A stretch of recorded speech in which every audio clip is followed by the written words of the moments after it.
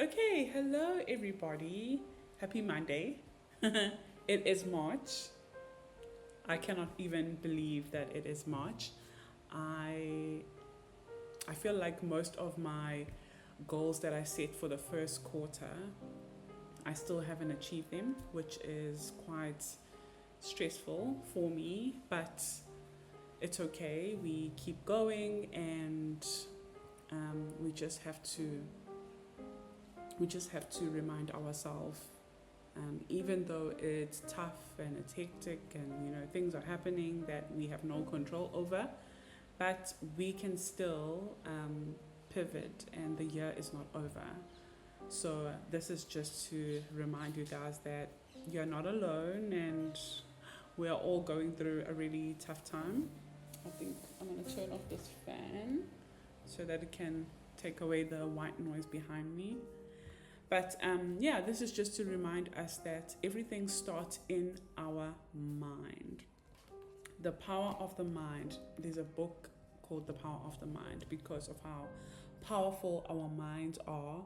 Everything starts over here. I always say this, that everything that you see right now in front of you, your bed, your table, your TV, your car, everything that you can see in front of you started in someone's mind.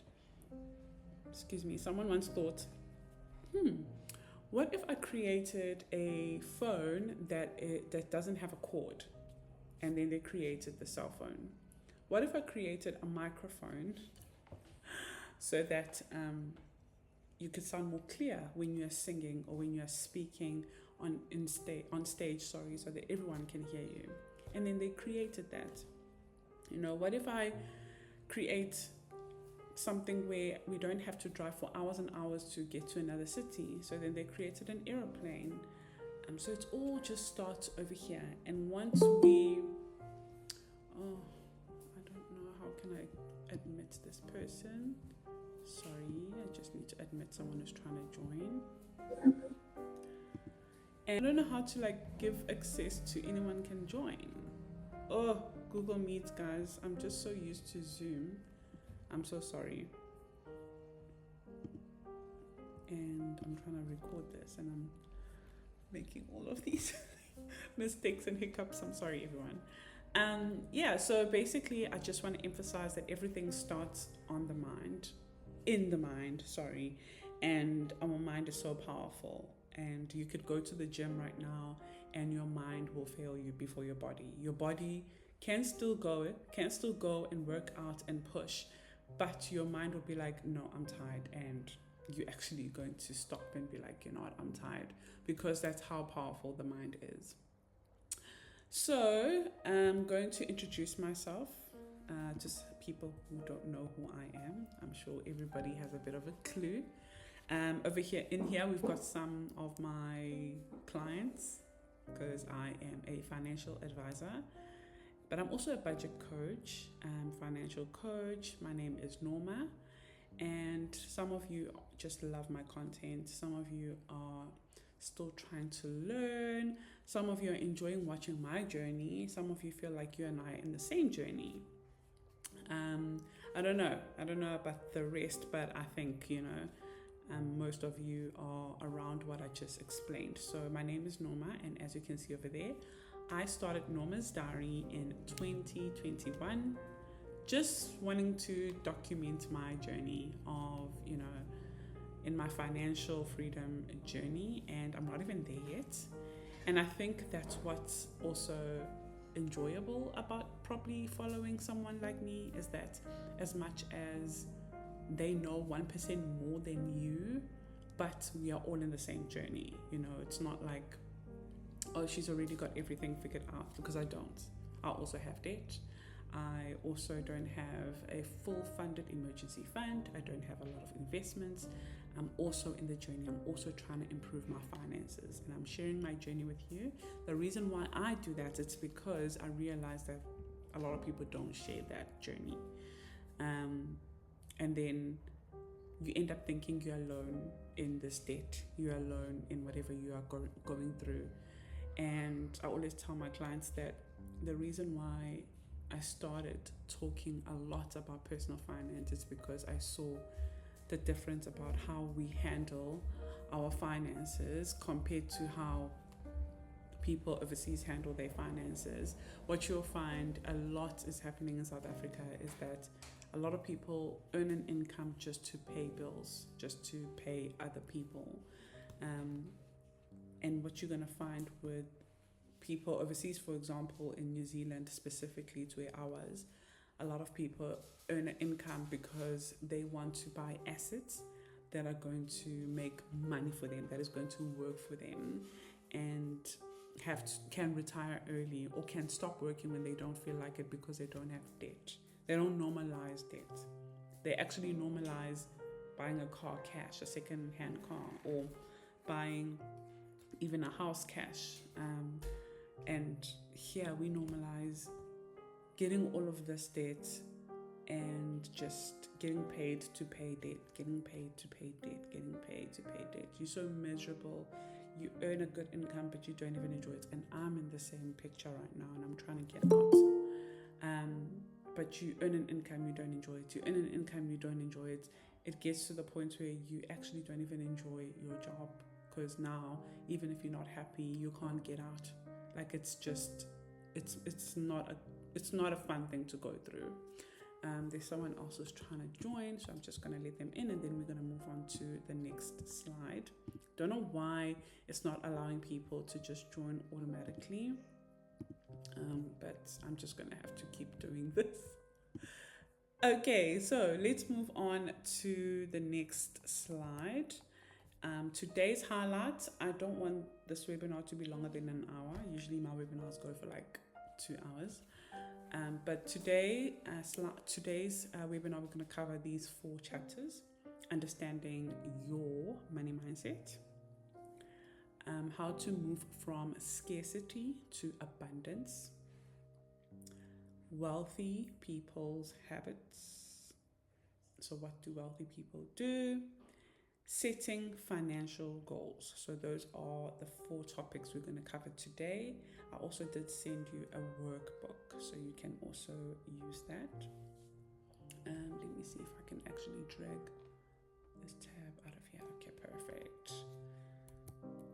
All right, so the first thing I want to talk about is understanding your money mindset. What is a money mindset? A money mindset is a set of beliefs you have about money internally. I wrote a couple notes that I do want to cover today, and I really hope everyone has a notebook. Please have a thumbs up if you brought your notebook here to take down notes, because this is really going to change your life. It doesn't matter how much you could get, no matter how much you're earning. If your mindset doesn't change, you are still not going to know how to manage your money. So you have to be able to change here first. And I'm going to explain what does here mean, because I know we have brains. I know we have a mind, but what is a mindset? What is that? What does that even mean? I do want to go a little bit deeper and dive in so that you can understand, so that when the webinar is done, when you are alone, you remember what is a mindset and the power of a mindset. So I've got some notes here, and I wrote down here as well. Just like how you will go to a doctor and get your health checked when you don't feel good, why don't you do the same for your mind? So you always have to be improving your mindset. You always have to have a growth mindset, a prosperous, abundant mindset. And how do you do that? It's by basically shifting your identity. And I'm sure you've heard this before. When they say, change your identity, and you think to yourself, okay, I'm doing these affirmations, I'm doing everything, but I still don't know what is going on. Why am I still living the same life over and over and over again? So today, let's dive too deep into that. And another thing that I have noticed is I would have a client who earns 12,000. I'll have another client who earns 50 or even 90,000, because I have those. And the one who's earning 10,000 or 12,000 could know how to manage their money better than the one who's earning 90,000. Sometimes they're both in the same position. The 90,000 clients and the 12,000 clients are both struggling. They both don't have savings, no emergency fund, have a lot of debt, don't know what to do, struggling. But the income is different. It's not about how much you have, it's how you handle how much you have. So how do you do that? You start by having a mind that is going to help you plant a seed that will help you grow the fruits that you want to enjoy in the future. So talking about seeds, the craziest thing, little mini Bible study right now, the craziest thing is when God created the earth and created man and woman, Adam and Eve, he put them in a garden, right? And the garden had trees and the garden had fruits, and obviously there was then a fruit of the fruits that he didn't want of good and evil. The fruit that he didn't want them to taste because he didn't want them to be as smart as he is, as it's said in the Bible. But basically, what I am getting from that is we are meant to be fruitful, as God said. Be fruitful and multiply. So how do you do that? So a fruit, when you finish eating a fruit, you see a seed inside of it. That is the most important part of the fruit. It's not what you eat. It's not the outside. It's not that. That thing inside there, that seed, is what will keep producing more fruit. So your seed, your mind, your seed, is your identity. But a lot of you don't know your identity. You believe the identity that you were told you are when you were young or wherever you grew up, or the influence you have around you, or even social media, the people who you follow, they can influence you in creating an identity that is not even true, when we have our own identity that God has told us who we are, but we end up believing what we see here on earth, or what we get told here, what we grew up with. And that is not a true definition of your identity, but it becomes your identity. So your identity, your seed, you now then create, or the fruits, what they say, you reap what you sow. It's not even in a negative context. It's just what you put in is what you get out. You start not enjoying your life and stuff like that, but it's because of the seed. You have to change the seed. We are meant to be fruitful and multiply because we have seeds in us like fruits. So let's change that seed into a seed that is going to produce the fruits that we want to enjoy. Okay, so I want us to work on ourselves internally. If you had to plant an apple seed right now, you're going to get apples. You're going to get an apple tree. You're not going to get strawberries. You're not going to get oranges. You're going to get apples, an apple tree. So it's the same thing. I want you to be able to rewire that mindset, that identity, your seed, so that you can produce the fruits that you want. Okay, the current life you are living right now is because of the seeds that were planted a few years ago, or even a lot of years ago. It could be by your mom, your dad, your family. It could be by you. Decisions, the identity that you decided on at that time, or that your family or your parents decided on for you at that time. So for you to enjoy where you're going, the prosperous and abundant and an amazing future, you need to decide today, during this webinar, after the webinar, whatever, that I'm going to plant the seed of abundance today for my future. Okay, I hope that makes sense. Let me admit another person. Probably taking us off our zone that we were in at that time. So as you can see at the bottom over there, I wrote, thoughts create your reality. So what you think becomes your words. What you say to people, what you say to yourself as well becomes your actions, what you do, basically. You think, you say, you do. But now, what you do becomes your reality. And that's how it is. What you think is what you say is how you act is what will become, is just the reality. So what I want you to master is this: your thoughts on finances, on everything. But specifically today, we're going to be talking about your thoughts on finances. Can you imagine a child, a little baby, when they are learning to walk and they fall? You know how they try and walk and they hold the table and then they fall. Can you imagine them thinking, okay, well then I'll never walk again in my life. I'm just going to sit here and let everyone carry me around. No, we can't imagine that, because at that time, your identity is to push through whatever the circumstances are. You're seeing other people walk, you're like, I'm going to do it as well. It's that resilience, that determination. It's the type of mindset we should have even today. But as we grow, we start comparing ourselves. People start comparing themselves to us. We start believing the lies that the enemy is telling us. So the thoughts, the negative thoughts in our head, we start believing the people that are jealous of you, saying whatever they want, and you believe that, and it becomes your identity. So, and then you be still, you get stuck in wherever you are, and you're no longer moving, like how I was making that example with that child. But then time is moving. Time is moving. If you wanted to start that business, there's a business you probably thought of starting, but then your mom shut that dream down, or your father or your uncle, whoever, or even a friend, they shut that dream down.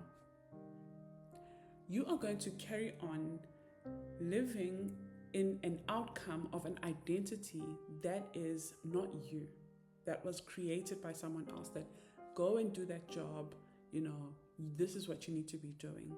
You're no longer watering the seeds of the identity that you know you're supposed to be in. So you have to be careful of what you feed your mind. Be careful what you feed your mind. And another thing I want to share before I move on to the next slide is that money is a tool. Money is a tool for exchange. Money comes and goes. It's meant to be given to someone that has whatever you need that they are offering, and they will also give you money for you doing whatever they need you to do. So at a job, you get paid because of what you do. And same thing, you will pay someone because of what they do. And then it's just that. That's what money is. So it's not something to be hoarded. It's not something that is difficult. It's not something that is capped at a certain amount. There's a certain amount you can't get. And it's so crazy. I almost copied all your limited beliefs. You know the form that I asked you to fill in for the RSVP? I asked you, what's the one limiting belief that you have?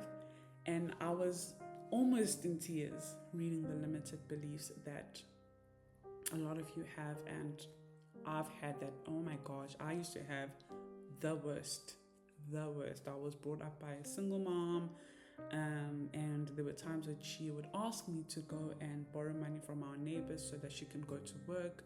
It was very tough, and I had really hard time believing that money is possible for me to make a certain amount of money as well, up until I joined webinars. I was joining courses, a lot of them actually, and I started to be around people who know the word of God and who know how to think of money as not just something that is so hard that I need to literally be on the verge of killing myself to get.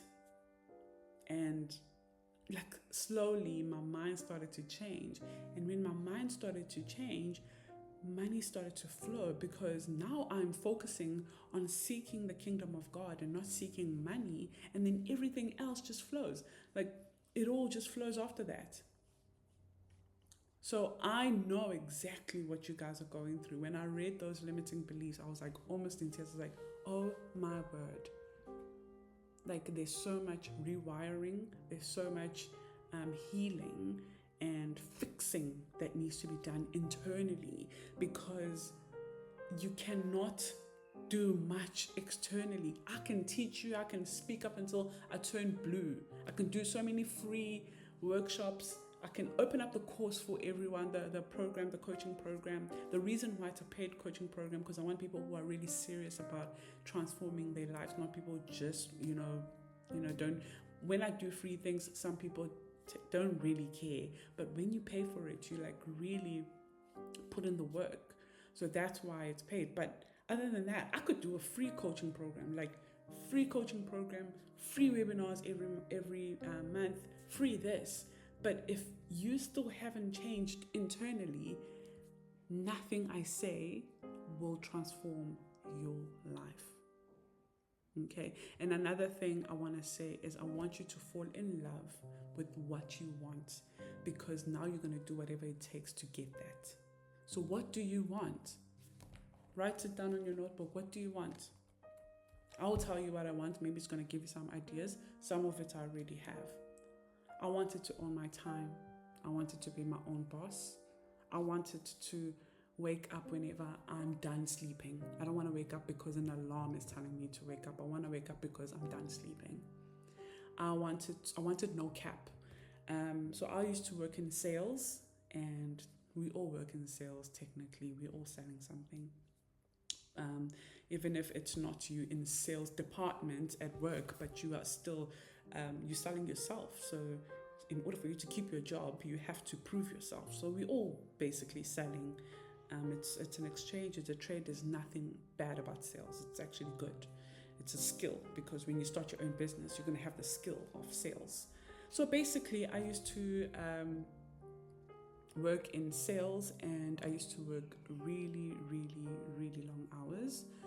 And I used to work in a team, right? And I signed a contract that in this job, I'm going to get paid 25,000. Okay, so that's my contract. Then there was another team member of mine who also signed that in this job, I'm going to get paid 25,000. Now, my work ethic and this team member's work ethic was chalk and cheese. So we are doing the same job, but it was not the same. I could be putting in so much. They could be doing just the bare minimum, but guess what? We're going to get paid the same amount at the end of the month. So I was tired of that. I wanted my work ethic. I think I'm a workaholic. I know it's bad. I don't know. Is it bad? I don't know. But I think I'm a workaholic, and I work a lot. I'm always working. Today I saw 5 clients back to back, and I prepared for this webinar as well, and now I'm here. And I did also content for a brand.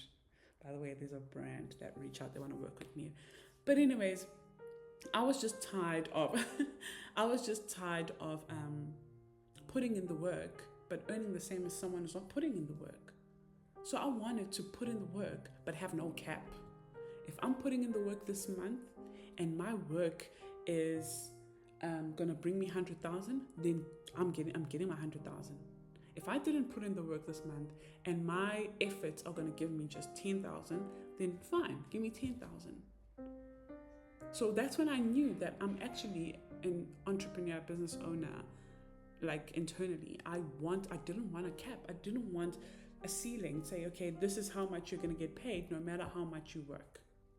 So that's what I wanted. I wanted to be my own boss. No, I didn't want to be told when to take break, when to go fetch Skylar. I was tired of fetching her at 5 o'clock. I wanted to fetch her at least at 2:30, 3 o'clock.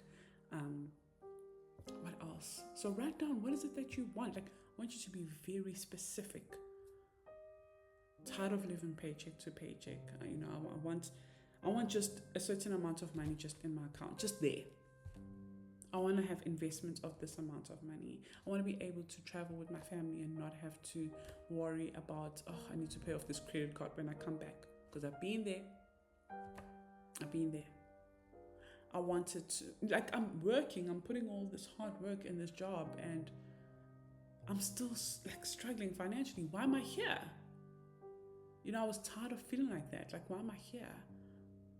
So that's what I wanted. So I want you to write down, what is it that you want? And when you fall in love or be obsessed with what you want, you are going to fall in love with the process that's going to get you there. And the process is not going to be easy. I don't know what is easy, but it's not going to be easy. So the long hours that I'm putting in, I feel like you're reading my mind. Yeah, it's not going to be easy. And when I grew Nomazdiary, I was growing Nomazdiary through a full-time job and running Nomazdiary on the side. So sending all the orders, recording the videos once a week, the budgeting videos, trying to pay off debt, it was a lot. But I fell in love with what I want. I really focused, when they say at the races, the horse races, I don't know what it's called, but when the races, the horses can only see what's in front of them. They can't see on what's going on the side here. I'm not competing with anyone. I'm not focused on what someone else is doing. I'm literally focused on what I want, and I'm going to do whatever it takes, even though it's not easy. But now it's become my life. And even though to someone else it's not easy, but then it's you kind of get used to it and you start enjoying it because you're seeing the fruits of what it's bringing because of the seeds that I planted. 2021, when I started Nomazdiary, now 2025, I'm working from home. I'm working with my husband right here at home, and I can go and fetch Skylar at 2:30, 3 o'clock. I can watch her during her swimming lessons. I can do more. Yes, financially, I'm not there. I'm still in debt. I'm still trying to sort this out and this out. But my mental health here, right now, today, I'm planting the seeds for the fruits for the future that I want to enjoy. And I want you to do the same. Okay. So I've also put here, before I move past the slide, is some of the money mindsets that you guys did put out there. Is money is hard to make. Money is hard to make. Who believes that? Who believes money is hard to make? Send a thumbs up. Yeah. Yeah. Who believes I'll never be rich? Whatever rich is.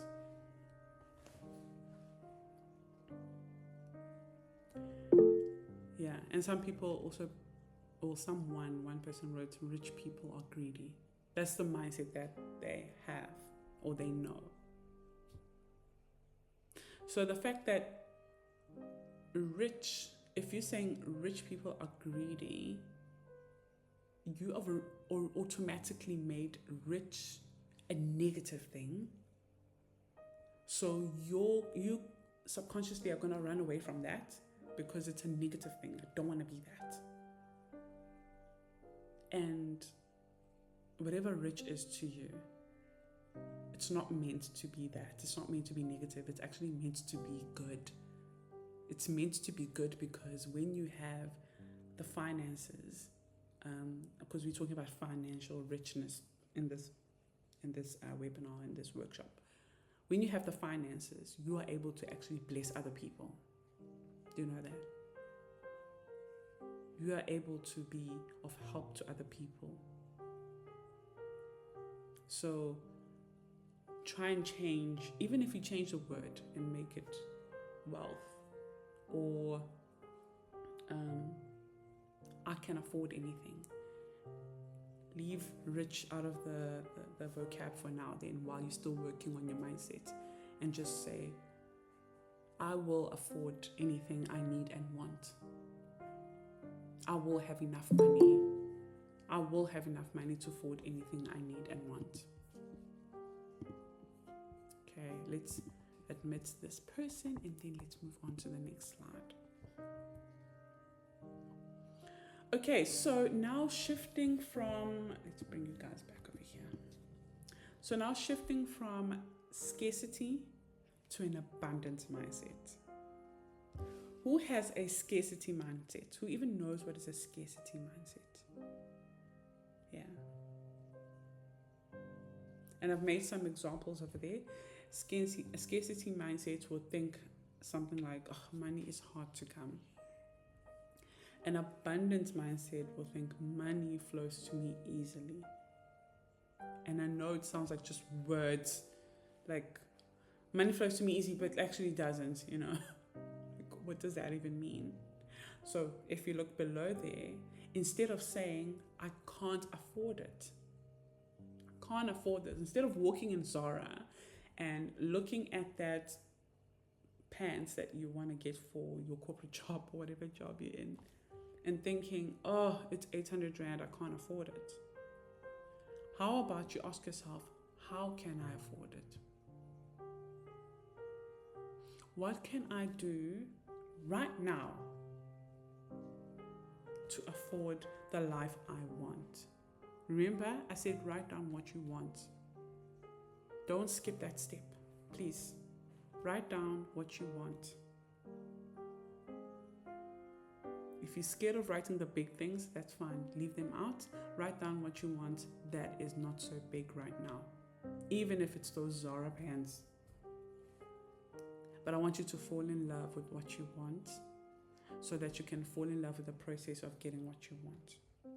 And then you ask yourself, how can I afford it? And remember at the beginning we spoke about we are made in God's image. God was a creator, created earth. So we are creators as well. We are creating with what He has created on earth for us. And we are meant to create. So there's the creatures and stuff that He created. And then there's us made in His image to create. What kind of God do you serve that won't give you what you've been praying for? Come on, change that mindset.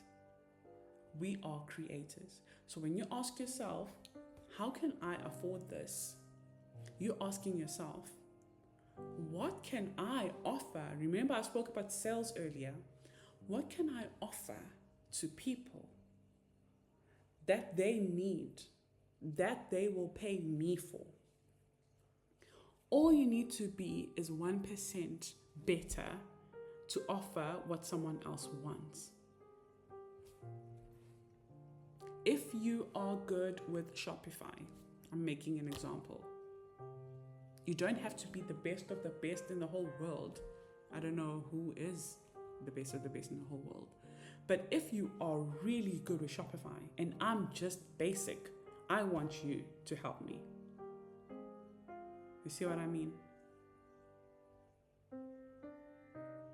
If I understood how to read this debt statement, how we can pay off debt, how can we create a budget that will help us, how can I create saving challenges that will help us,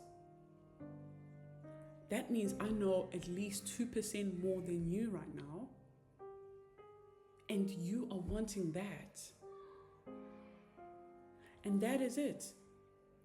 You must just know, how can I afford this? Okay, how can I offer what I know that I'm good at to other people, and my people will want it from me? Don't compare yourself with someone else who's offering the same thing. Doesn't matter. Don't compare yourself. Because I promise you, there is something you are very good at that someone else needs. But if you are operating from a scarcity mindset, you're scared to put yourself out there. You're scared what people are going to think, what my family's going to think. People are going to laugh at me. then your people who need whatever you're offering will never ever find you. And guess what? You'll never ever make the money that you're supposed to make because you are scared. So I want you to change that. I want you to know that you are you. Like there's no other you. Even if you and I are doing the same thing, you could be doing personal finance, other actual personal finance gurus. Chances are, if you watch my content, you follow other influencers also that are talking about personal finance on social media, on YouTube, etc., etc. But we all do it our way. There is no comparing. Like I can't compare myself with the budget mom, because that's the one that I really enjoy. I love her. I can't compare myself with her because my superpower is that there is no other me. Even if someone else's name was Norma, there's no other me though. It's only me. So when you remind yourself of that I'm made in the image of God and there's no other me, then you already know that, okay, if I put out there what I do, what I offer, maybe you can teach me about weight loss, because I'm trying to lose weight. I've been trying to lose weight. I need help. Maybe if you put it out there and I relate more to your story over someone who is a fitness hectic guru who only eats chicken breast and broccoli. I don't want that. I want someone who, eats chicken wings, makes me enjoy it. Because if I eat chicken breast and broccoli, I'm not going to enjoy it, and it means I'm going to stop. So I'm not going to relate to you. But if you're a mom, I'm a mom. If you eat food that you enjoy, I want that. I'm going to follow your plan. I'm going to come to you. So even if there's 100 people offering the weight loss, transformation program, only you can do it like you, and I will go to you. Or someone will go to you. Like, you are your own person. Stop being scared. Stop worrying about what other people think. Stop comparing yourself to other people. Let me tell you something. Any experts that you see right now, whatever expert that you watch on social media that is very good with creating content and things like that, they were a beginner as well. So give yourself that grace. Just like a child, when they are crawling and trying to walk, they keep pushing and pushing and pushing up until they take that first step, and they keep going. Give yourself that grace. Stop being scared and think of it in abundance. Just be like, today, all I want to learn is how to create the first page. That's how I learned how to create my budget planner. It was hard. I was using Adobe Suite. So hard. People go to Vega, like a university, to learn Adobe. I was learning it from an online course, and that's why I always say, enroll in courses. People are offering skills out there that are going to help you, and one day you're going to be offering those skills to help other people, and etc. and etc. So I was like, you know what? Today I want to learn how to create one page 1. Tomorrow I'm going to learn page 2. Now I've created the whole thing. Now I need to learn how to create stickers. Do you think I was just born knowing how to make stickers? No. You just learn. And it is scary, but you don't operate from that mindset because you are made from the image of the person who created the ocean. The most amazing thing in life is the ocean. Like, what? Someone created that? And then it stops over here and it cleanses your soul. I just love the ocean. You are made in an image of that person as well. That spirit. So operate from an abundance. You're a creator. Okay, I want you to change your thoughts to change your financial reality. Change from I cannot afford it to how can I afford it? What do I need to do to afford it? Maybe there's just habits you need to change, which we're going to get into. Maybe there's some spending habits that you're doing. And again, those spending habits are probably wired from the past, from not having a budget. I remember my mom would just get paid and then she would buy debonaise and KFC. Whose mom does that? by the way.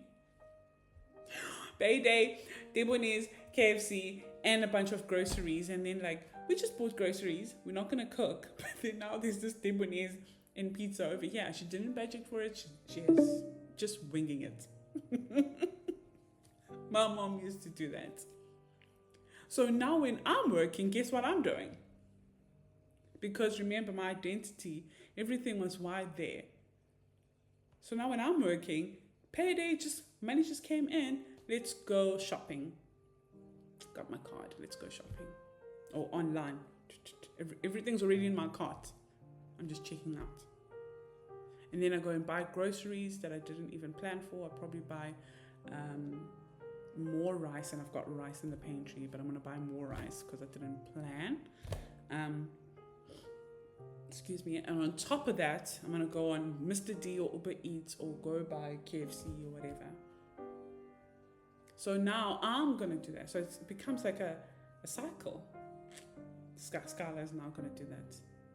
Okay, guys, we are breaking these generational cycles and we are focusing on an abundant mindset. So I want you to first start with gratitude. Again, notebooks. We know what we want. We wrote down what we want. Yes, thumbs up. We've all wrote down what we want. Okay, lovely. Now I want you to be grateful for what you have. I'm going to give you 30 seconds. I want you to write down 4 things that you are grateful for today. Even if you had a hard day at work or whatever, I want you to write down 4 things you are grateful for today. Even if it's the fact that you have internet to be able to engage and be enrolled in these kind of workshops that are going to help you. Personal development is the biggest thing you can do for yourself. And that is why I even told my my people in the program, like, this is the only module that I'm going to have. It's live for everyone. But that is because I just wish I could help everyone with personal development. Personal development changed everything for me. Yesterday, I was with my mom. Was it yesterday? Was it Sunday yesterday? I don't even know what day is it. Yeah, yesterday, I was with Saturday. Sorry. Saturday, I was with my mom. And she said to me, I have to confess something to you. And I was like, oh God, here we go. My mom is like my friend. It's like, oh God, here we go. What now? What now? Because I'm always like, my mom is from a family of 8. There's 8 of them. Some of them have passed away. And then there's like so many of us. Like I've got so many cousins because I have so many aunts, and one uncle, Shem, only boy, and a lot of girls. So there's so many of us, people my age, like my cousins. And my mom and her sisters, so my aunts, they treat me like I am their sibling, like I'm the last born. It's gotten to the point where my gran treats me like I'm the last child. Like, she'll talk to me about things where you don't talk to my other cousins about. Like, hey, why don't you tell them? Like, I'm not an adult here. I'm also a child. Treat me like a child, like everyone else. So my mom yesterday was like, you changed my life. I'm like, what do you mean? She's like, I used to be so negative and so angry all the time. And you taught me how to have peace. And I said to her, oh my gosh, I remember her being angry. I remember my mom, as a single mom, as I mentioned earlier, and out of all her sisters, she was the only one who didn't get married. So she was very insecure and she felt like something is wrong about herself, and she was very angry at my father. So she grew up really, really upset, and blaming herself, and she had a lot, and she wanted so much for me. The reason why I can speak and articulate well, let me put it that way, is because when she got pregnant with me, she knew the first thing she wanted to do is put me in a white school. That's what she wanted, because she said she used to get like beaten up by teachers when she was a kid because no one understood her. And so when I grew up, okay, I went to a white school from grade R up until I finished grade 12, and then I went to University of Zululand. Like, what? I've been in a white school my whole life now. Where am I?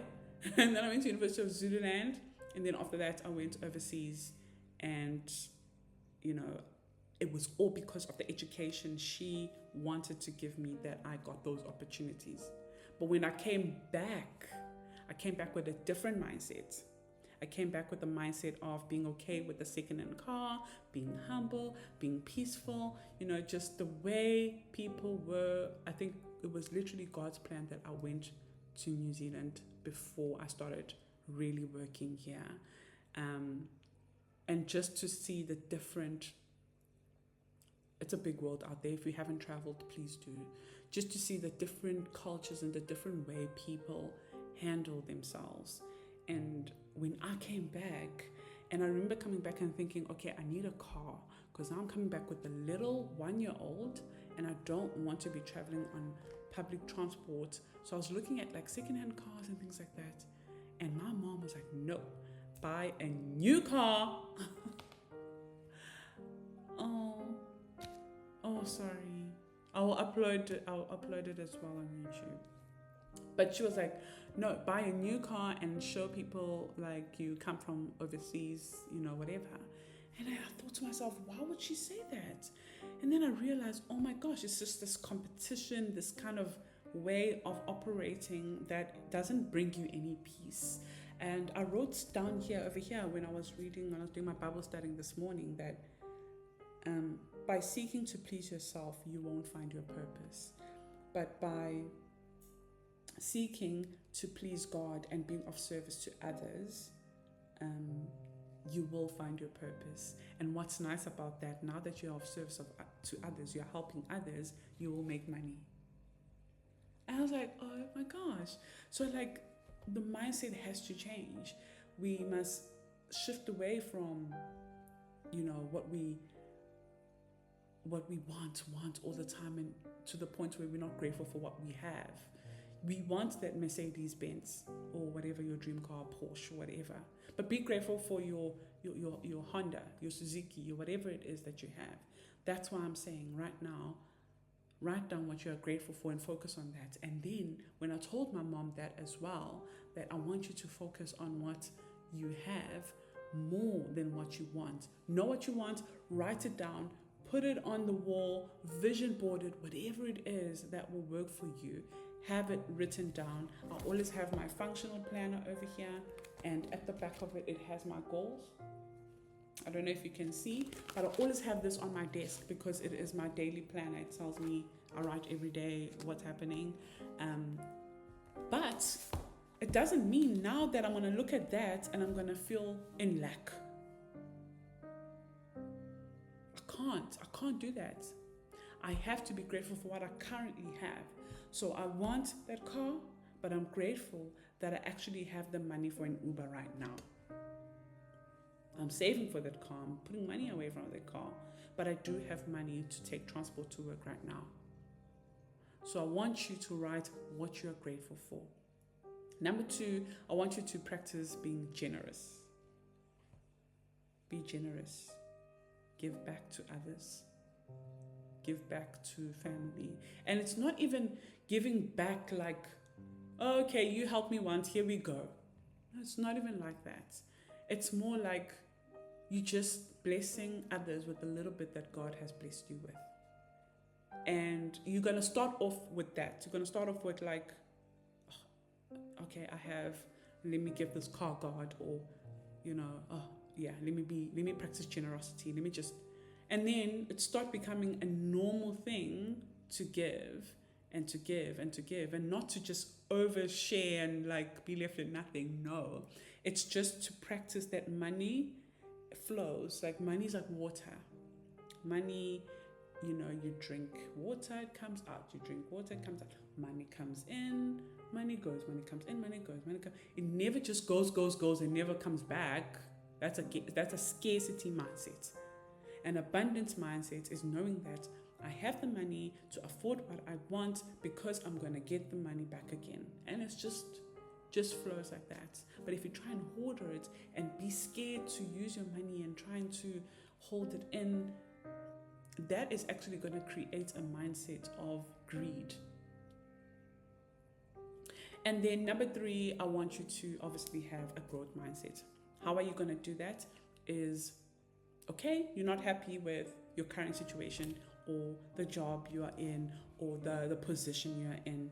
I want you to learn a new skill or seek opportunities that are going to give you more in life. So if it's building a brand, which is what I did in 2021, I was so scared to record myself, show my debt, show everything. But I was like, you know what? Let's do that because my people will find me. And I thought literally I would get like at least 300 people. The first 30 people I got that followed me, I think were just my family, because remember I said I'm from a big family. But I was shocked when I got to like 1,000, 2,000, 3,000. And now Instagram has 50,000. Who are these people? But it's people who find value in whatever I give. So I want you to learn a skill of what you love. Do what you love. Don't just do what's going to bring you money. No. Remember, let me read this again. Purpose comes from seeking and pleasing God and being of service to others. When you are of service to others, the money will come. But if you're seeking to please yourself, so if you're seeking money because it's just going to please you, you won't find your purpose. You're going to do a job because that's going to bring you money. That's just going to please you. So don't just focus on seeking, pleasing yourself, because what pleases you is money, and money is from a job. But when you focus on pleasing God, that's your purpose, and serving others, they will pay you. I promise you. I have left my job since June, July, August, September, October, November, December, January, February, March. 9 months. My rent is always paid. Food is always stuff. I've just paid off Scarlett's school fees as my goal. That's the only goal I've achieved for the first quarter for now. And that's from just serving others and seeking to please God. So I want you to learn new skills, seek opportunities. If it's a promotion that you're looking for at work, then see how can you go above and beyond what you're currently doing. Even though for now it's going to suck, but it's because it's a promotion you want. You want that promotion. If it's another job, it's a job in tech maybe, and you're not in tech, then start learning cybersecurity, all these little certificates that you can do online that are going to help you improve your skills. And those are one of the wealthy building habits, wealthy people's habits. You always have to try your best to be doing habits that are going to match what wealthy people are doing, if that makes sense. If you know people that are not wealthy, why are you doing what they're doing when it's not what you want? And I'm not being mean or calling you out or anything like that. I don't have a TV in my house. I don't believe in that. I don't believe in someone telling me my vision. Television.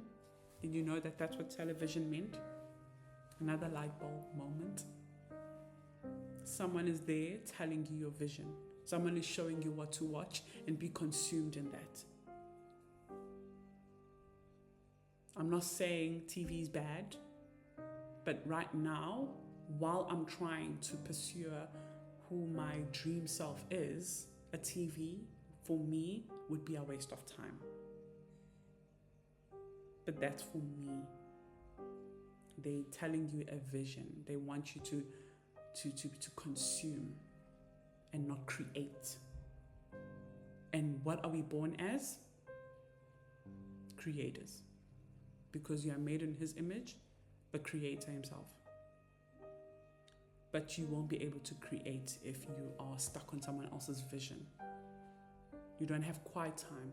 You wake up in the morning, you take a shower, you bought the kids, you do the lunch, you pack your bag, you are out, you are in traffic, you are stressed, you get to work and you start pouring in someone else's business and someone else's cup. You haven't poured in your cup. How do you pour in your cup? Is having your quiet time. All right, so notebooks, again, we're going to do some writing as well here, not too much, just a few points here and there. Things that I want you to remind yourself every single day. I want you to ask yourself, what wealthy people habit did I do today? And I gave you guys a notebook. I gave everyone a notebook. If you didn't get your notebook, it should be on the first email that I sent out with the link. And let me actually open my notebook so that I can tell you what page to look at that we are going to cover right now. Where's my notebook? Okay, here it is.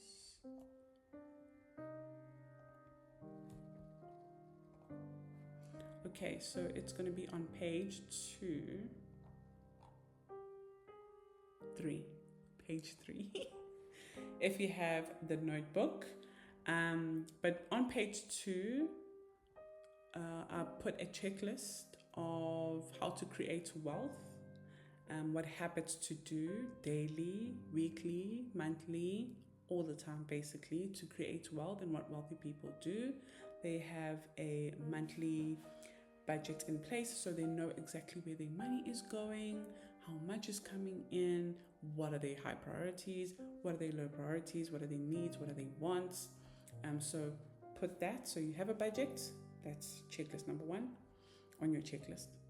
Number 2, I track spending regularly. Do you guys do that? Do you track regularly, or do you just swipe because you know there's money in there? So you need to be tracking so that you can, again, know what are your priorities and what are things that are not going to serve you in the future. I automate my savings and investments. So if you have opened things like your retirement fund. So retirement, I don't want people to think I'm saying you're going to be sitting at home doing nothing and just getting paid. No, it's so that when you decide, you can have a choice that I am done working now and it's okay because I planted the seeds. I started investing at a young age for my retirement so that if I don't feel like working anymore, I'm not worried because I can afford it. There's money that's going to be flowing in. So you need to automate those kind of things because it's hard to be like, okay, let me transfer money to savings. Let me transfer money to investments. I mean, if you have that discipline, yes, you can, but automating it helps. So you can actually schedule payments on your app to put money into savings into a separate account, not the one that you use to get income from, a separate account. Or you can actually open a portfolio, investment portfolio, that's going to automatically deduct, like a debit order, money from you and put it in a savings or an investment.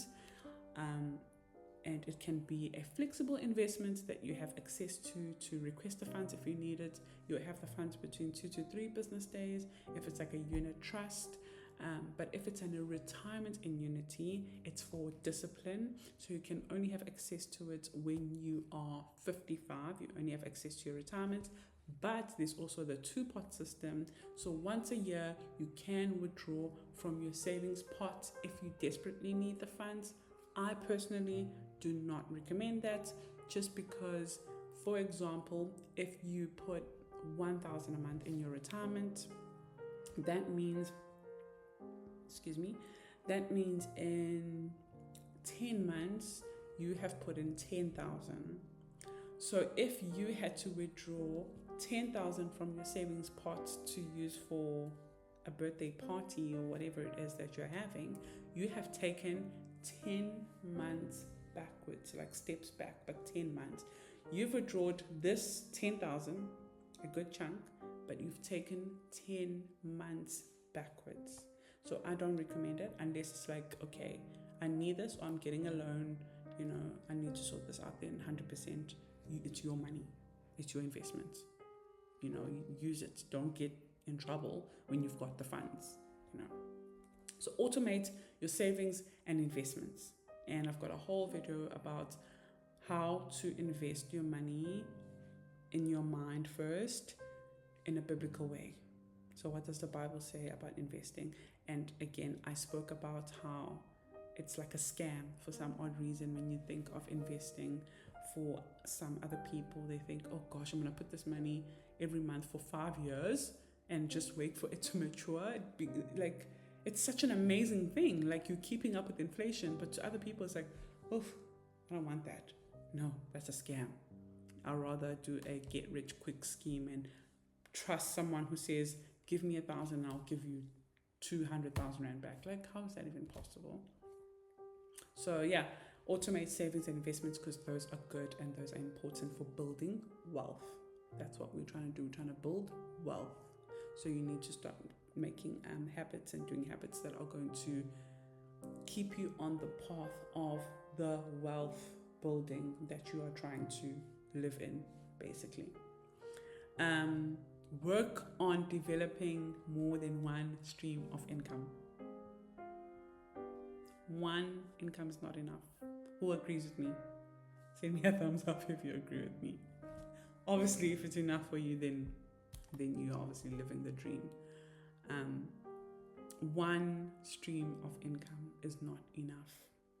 So every day, work on building a second stream of income, a third stream of income, a fourth stream of income.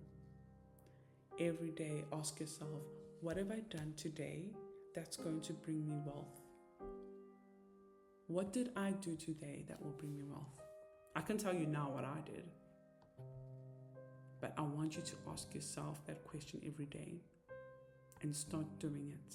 And if you don't know what you need to do, then talk to people who are doing what you dream of. And this is not to say cut your friends off or cut family off, but stop hanging around people only, who are not doing what you dream of. What are you learning from them? And I know it sounds horrible.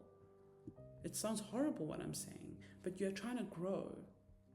You're trying to grow. You cannot spend your time around people who are not bothered. I know I've got family members, I've got some friends who are not bothered with growth, with personal development. They're okay with just a basic life, which is fine, but that's not what I want. And my problem now is that I can't learn from you, and I'm not going to cut you off. I love you. You're my friend. You're my family. But I have to be around people who are doing what I want so that I can grow, even if those people are virtual. So it could be like me, like right now, we're together right now, you're learning. And I'm going to join other webinars where I'm learning and etc. And you can offer something that I'm going to learn from. If it's nutrition, I'm trying to have baby number 2. It's been such a struggle. So if you're offering those kind of webinars and workshops talking about those kind of things, I will join, because I don't know what am I doing wrong. But if I'm around people who are like, I don't want any kids, I'm okay with no babies, I love my life the way it is, that's obviously not aligned with what I want. I want more kids. Sorry, there's a lot of people trying to join. Shame. Hi. Gosh, I'm still recording it, so I will edit it nicely and you can see we didn't miss out on much. It ended when we were here on wealth building habits, and we looked at our workbook on page 2. But yeah, the last checklist thing, is to today, every day, ask yourself, what am I doing to build another stream of income? Because let me tell you another secret.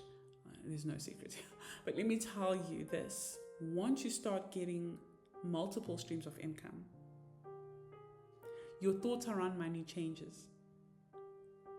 You start seeing how easy it is to make money. You start seeing how there's actually money everywhere, especially online, guys. Like, there's no cap. There's no, oh, you've made enough. okay, you need to stop, you've made enough. There's nothing like that. There's just money everywhere.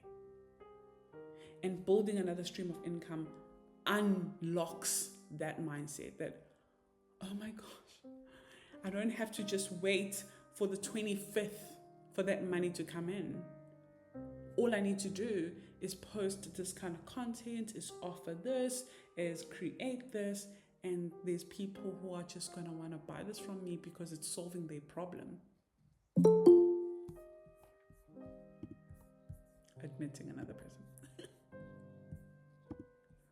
The next workshop, guys, I promise you, it will be in Zoom, or I will have mastered Google. I don't know, last time I did this, it was not like this. I know Boinila will remember because she was also on that one.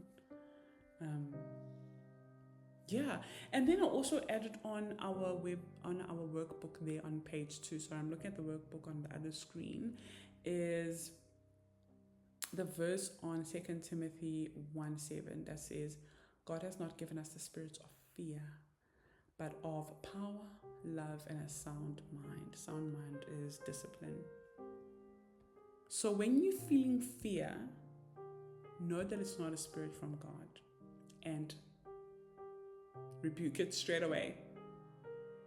When you want to start that business, whatever it is that you're trying to do, when you want to start that side hustle, or I don't know, sell whatever you are really good at, even if it's a course, and you feel that fear, reject it.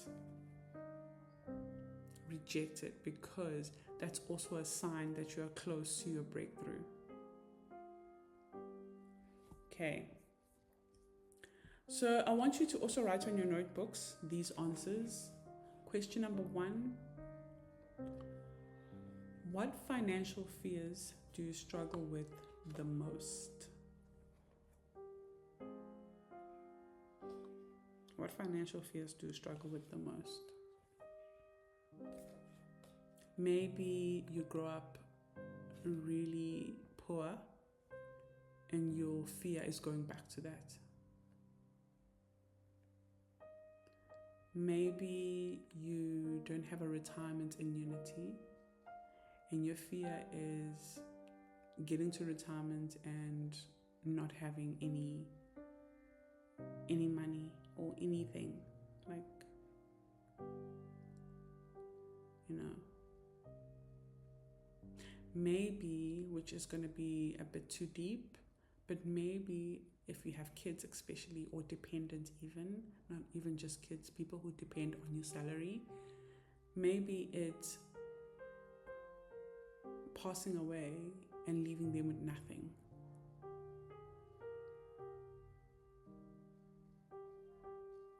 What financial fears? Maybe it's losing your job and realizing that if I had to lose my job right now, I am screwed. I've got all of this debt. I've got no savings, no emergency fund, no second stream of income. So if I had to lose my job, if COVID had to come back, I am screwed. Is that one of your fears? Did I mention anyone's fear right now?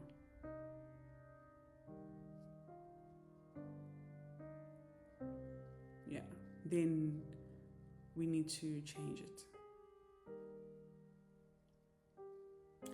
How can you replace these fears with faith in your financial journey? Now, what is faith? It's not just a word that we just throw out there. Oh, I have faith.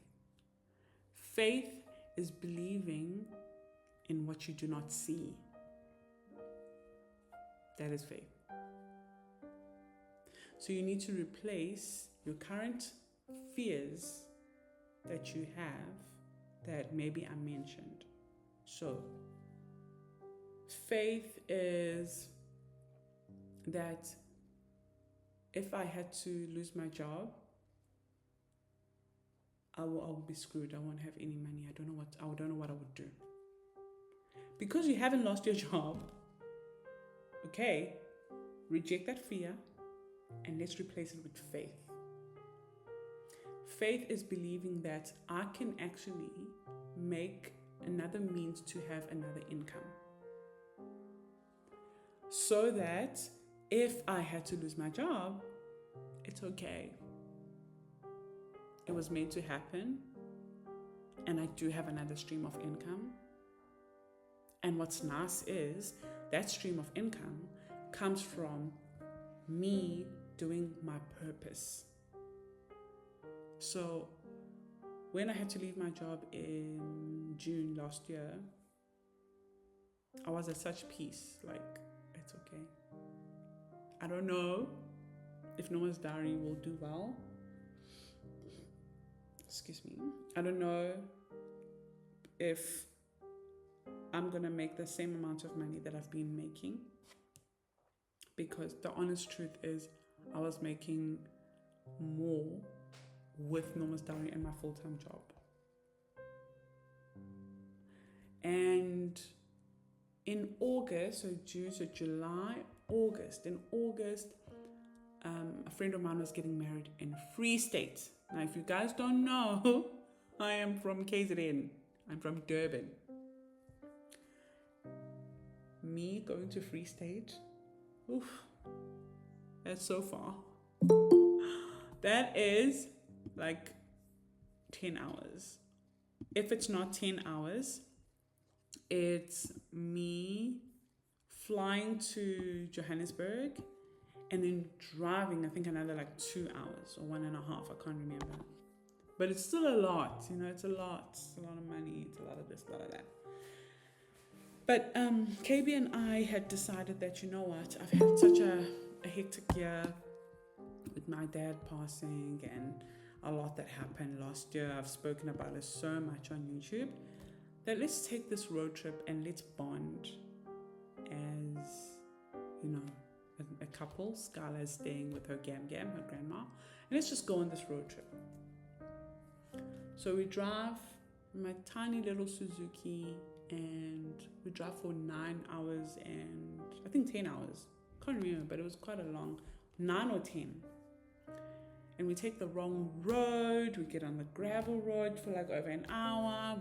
It was just a hectic drive.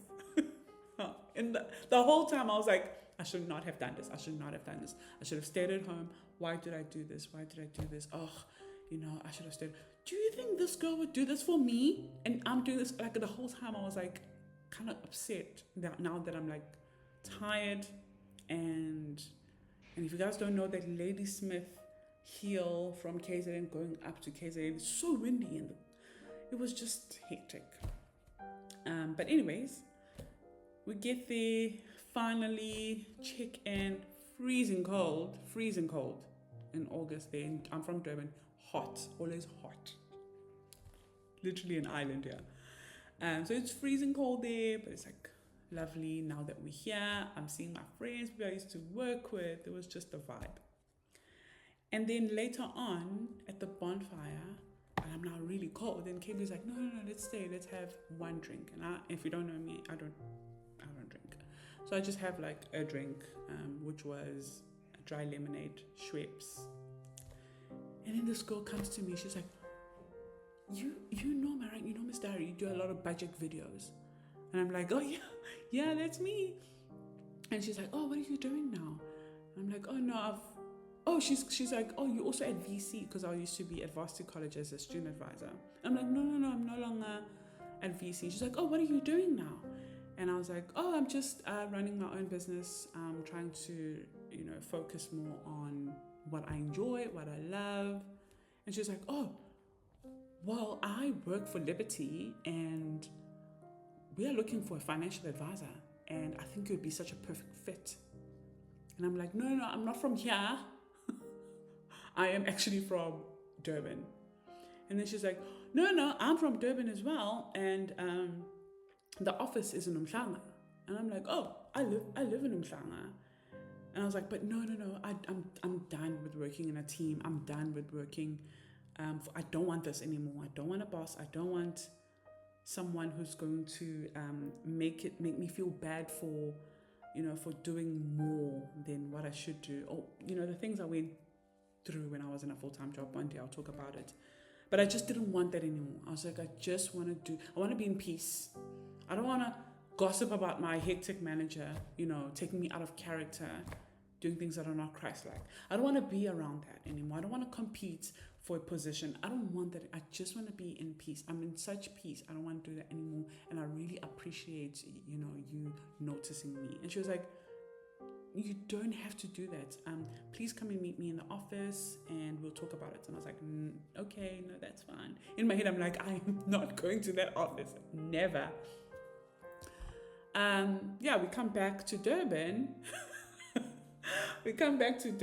And she calls me. So she got my number from my friend that invited me for her wedding. She calls me. I'm like, hello. She's like, hi, this is, she says her name. It's like, remember we spoke at the wedding? I'm like, oh, yes. Oh, no. Yes, I remember. And she's like, please, could you come and just see the environment and you can interview me. You can interview us. We won't interview you. So when I say I was headhunted, like, I couldn't even back away, She WhatsApped me, sent me the pin of the office, which is literally 3 minutes away from where I am. If you don't have faith, guys, if you don't pray and write things down, you will never know when God has answered your prayers. Anyways, I'm like, okay, fine, I will come. And I go there and I just fall in love. I just fall in love with the whole culture, with the whole thing. And then the one question I asked her, I was like, I love everything I see here. This is me.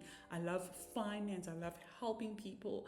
And I'm like, like right now, for example, today, KB and I were counting, and I have been able to sign over 12 clients this month. Thank you. I've signed 12 clients this month. And I said to KB, it's not even about signing clients and getting that recognition. It's 12 people I have helped. Like, this is what I love. I love that. But I no longer wanted to do a full-time job anymore. I wanted to live in my purpose. So I'm kind of walking in my dream purpose, but I don't want to do this anymore. I want to do it, in the comfort of my home, at peace, having my quiet time, prayer time, just quality time with my family and just, whatever. And she says to me, no, Norma, you can work from home.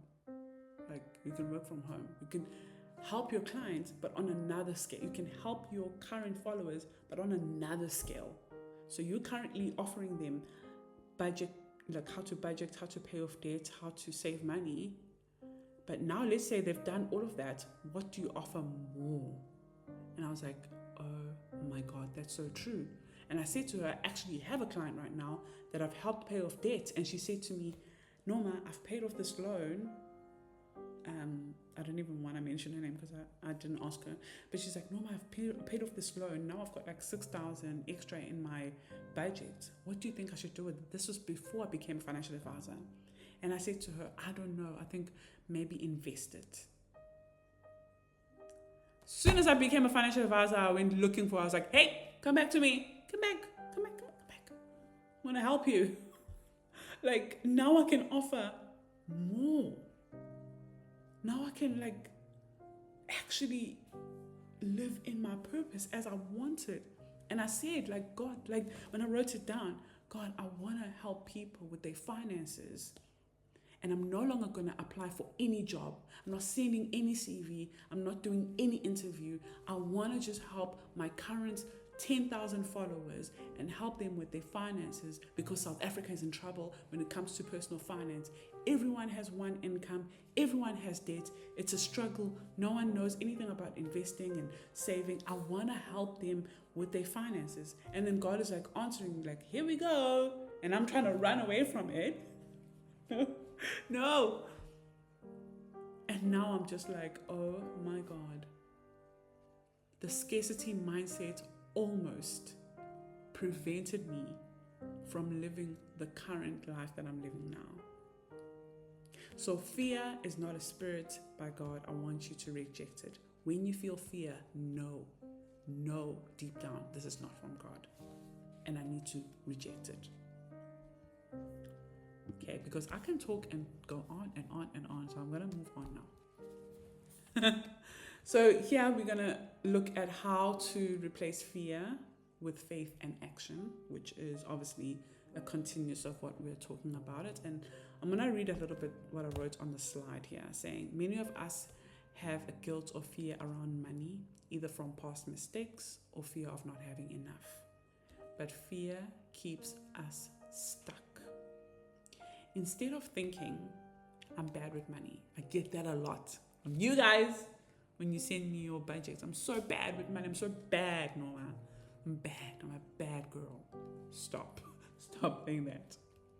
Instead of thinking, I am bad with money, start telling yourself, I am learning to manage my money wisely. The way you speak to yourself matters because it starts here. Remember, I said it at the beginning. Our thoughts create our words create our reactions, and our actions create our reality. So when you start thinking, I am learning to manage my money wisely. Even if you could just have a simple prayer. Sometimes when I don't know what to say in prayer, I'm just like, God, please give me the wisdom to show up as a mother, the best mother I can be to Skylar. God, please give me the wisdom to show up as the best wife to my husband. God, please give me the wisdom to show up as the best financial advisor for my client that I'm about to see. All I'm asking for is just to be wise. Which, like Solomon, if you've read his story, when God asked him, what do you want? He said, I want to be wise. I want wisdom. And he wrote my favorite books in the Bible, which is Proverbs and Ecclesiastes, which teaches you wisdom. And God said to him, because you've asked for something, you didn't ask for riches, you didn't ask to please yourself, I'm going to give you wisdom and the riches. So wisdom is here. Wisdom is knowledge and understanding, not fear. Fear is some other spirit that you need to get rid of. If you have fear, get rid of that. We're not supposed to be operating in fear, because the things that you do in fear do not produce the fruit that you want. They do not. And we spoke about planting the seed. So when the tree grows, the fruits that come from that tree are fruits of prosperity and abundance. And fear does not do that. Fear keeps you stuck. So change, rewire the way you think. You're not bad with money. You were never taught in school. Tell me who was taught in school here. Who was taught in school how to budget, how to do their tax return, how to start a business, how to manage their money from their business, how to get out of debt. No one was taught in school. It's no one's fault. The system was created for us to have fear of losing money, so fear of losing our jobs, and fear of even starting that business because you don't have a guarantee that you'll make that money. That's how the system was created. But the problem as well with that system is it has created us to have credit scores for us to buy that car that we want to drive so that I can get out of a public transport. But now I've got this store account from Woolworths for a credit score, and because I don't know how to manage money, I don't know how to manage this. I'm owing Woolworths, I don't know how to manage it. But now I've got enough credit score to get myself a car. Now I've got two debts, and I don't know how to manage it because I don't have the budget lessons from anywhere, the financial literacy. And then you get stuck, and now you're not making enough money because now that's how it feels. When you get stuck in so much debt, it feels like I'm not making enough money. But even if you were given more money, you're still going to struggle to manage it because you don't have the wisdom to manage money wisely. Okay, now we're going to move on to our second to last slide because, okay, I don't know what happened there. Of setting goals. Notebooks again. Let me look on the workbook what I wrote here about setting goals. Okay, I spoke about the SMART way of setting goals. So specific, measurable, achievable, relevant, and time bound. So we're going to start with our short-term goals. Set a specific short-term goal. I'm going to give you an example. If you've been watching me from the beginning of the year, is I set a specific goal of paying off Skylar's school fees by the end of first quarter, by the end of February, basically.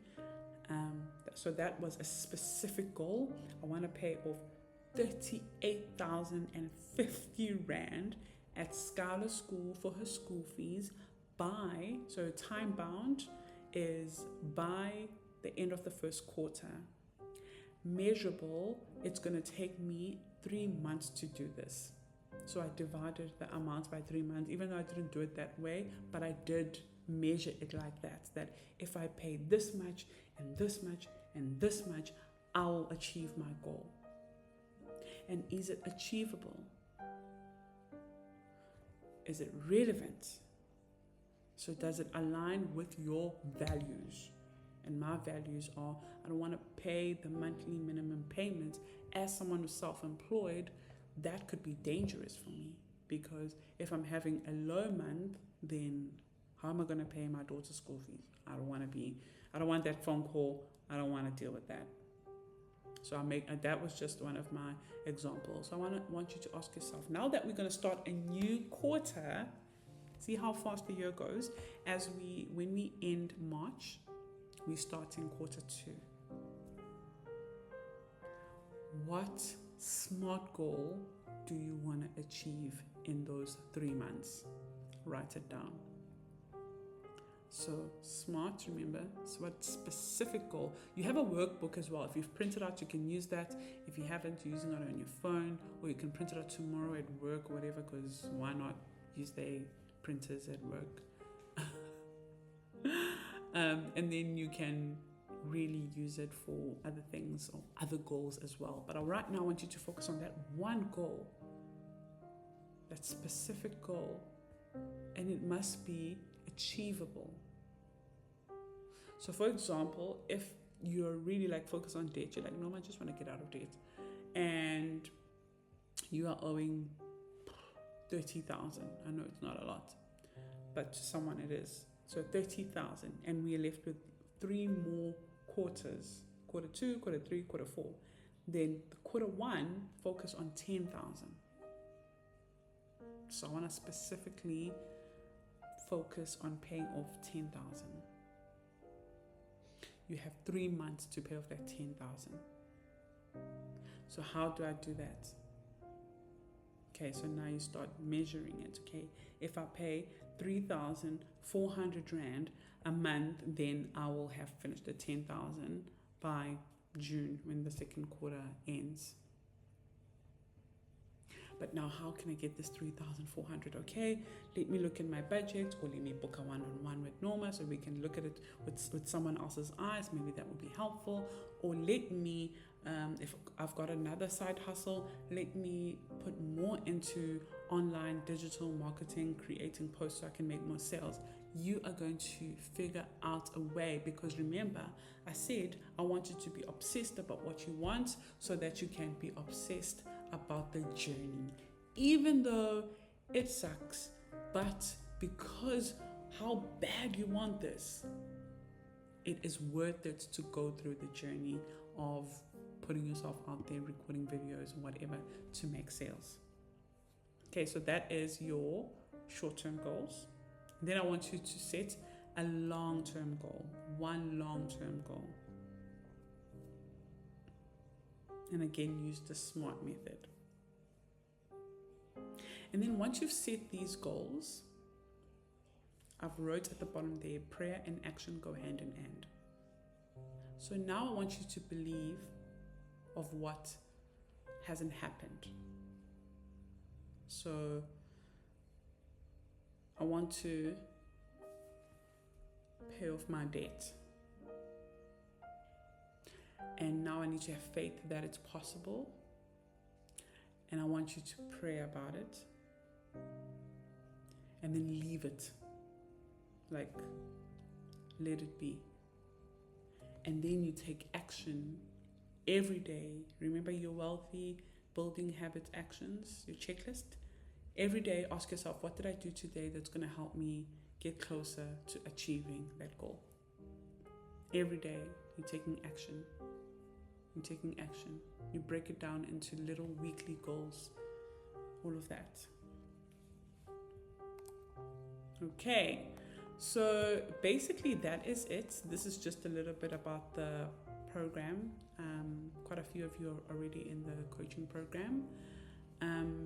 If you are struggling with budgeting and wanting a step-by-step system to help you with your money, you're feeling stuck in debt, you need a clear plan to become debt-free, you want to build a multiple streams of income. It's things that these kind of workshops is what I'm going to be doing, but only with the people in the program. The first one was the mindset, which is 2 days. I'm also going to record like a mini course about it, which is going to be only for the program people. And then we're going to do more workshop like this for the people in the program about debt and about building streams of income, about how to use Canva that's going to create digital products so that you can sell it on Etsy or whatever, and how to budget monthly, how to manage different incomes. Maybe you and hubby and someone else gets paid in the same households and it's all a mess. It's like there's a lot of money coming in, but you don't know what the money is doing. Where is it going? So how to manage all of that. So if you want to be in this kind of a program, the course in total is going to be like 12 weeks course, but you're going to have access to the program, so the coaching program where I'll be doing live videos like this forever. And I'm trying to remember what else.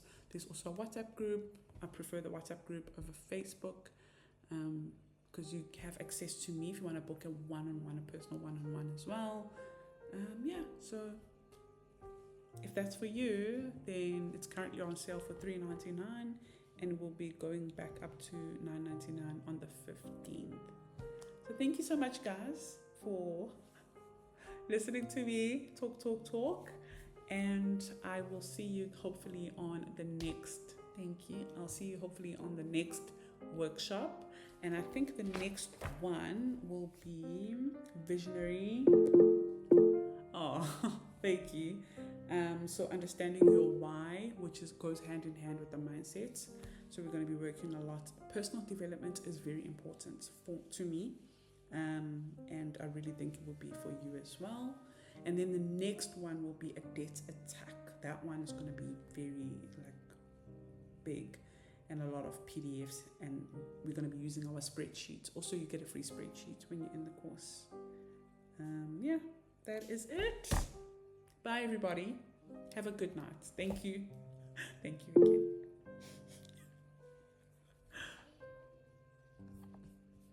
I'm going to stop sharing.